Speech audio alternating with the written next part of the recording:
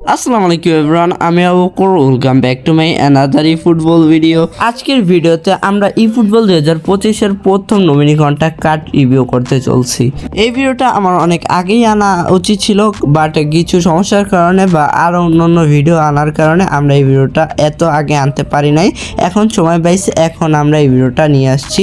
তো বেশি কথা না বলে আজকের ভিডিও শুরু করার আগে এখন পর্যন্ত যারা চ্যানেলটাকে সাবস্ক্রাইব করে নাই, অবশ্যই চ্যানেলটাকে সাবস্ক্রাইব করে আমাদের পাশেই থাকো।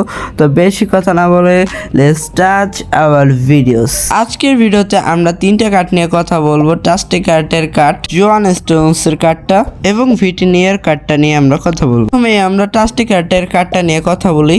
টাস্টিকারের কার্ডটা অটো হলক করলে কিছুটা এরকম স্টার্স পাবেন, যেটা একটা গোলকিপার হিসেবে অনেকই ভালো স্টার্স। আর আমরা যদি এটার স্কিল নিয়ে কথা বলি, এটার ভিতরে একটা গোলকিপার হিসেবে বেশ ভালো ভালো স্কিল দেওয়া আছে, যা আপনার একটা গোলকিপারের প্রয়োজন হবে।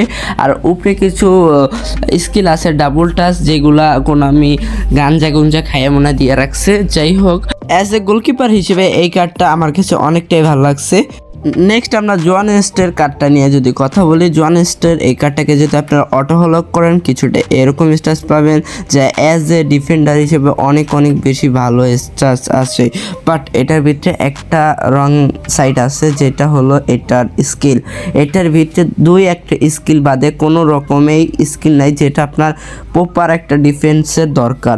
যে এই স্কিলগুলো না থাকলে আপনার যত ভালো স্টার্স থাক না কেন, এই কার্ডটা দিয়ে আপনারা ভালো পারফরমেন্স পাবেন না।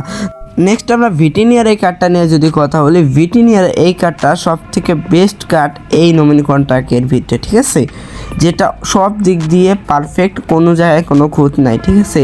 এটাকে যদি আপনারা অটো হলক করেন, কিছুটা এরকম স্টার্স পাবেন, যেটা অ্যাজ এ সেন্টার মিডফিল্ডার হিসেবে অনেক বেশি ভালো, ঠিক আছে।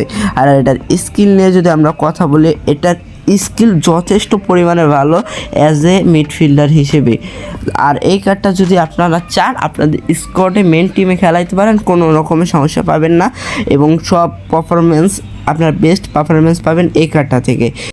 আর বাকি যে কার্ডগুলো আছে, আমার মনে হয় না আপনারা একটা 5 স্টার কার্ড খরচ করে বাকি এই কার্ডগুলো নেবেন, তাই এই কার্ডগুলো নিয়ে আমি আর আলোচনা করছি না। তো আজকের ভিডিও এই পর্যন্তই ছিল। ভিডিওটা ভালো লাগলে, একটুও ভালো লাগলে ভিডিওটাকে একটা লাইক করে চ্যানেলটাকে সাবস্ক্রাইব করে দেবেন।